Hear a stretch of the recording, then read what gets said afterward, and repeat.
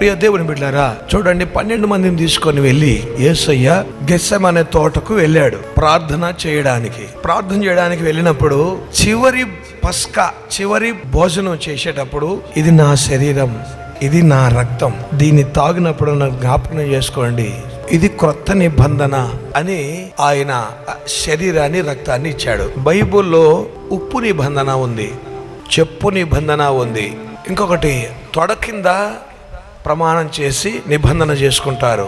కానీ యేసయ్య నీతో నాతో చేసిన నిబంధన ఏంటంటే పరిశుద్ధ రక్తముతో నిబంధన చేశాడు. అందరూ బాండ్లు రాసుకుంటారు, అగ్రిమెంట్, కానీ యేసయ్య తన రక్తముతో మనకు నిబంధన చేశాడు.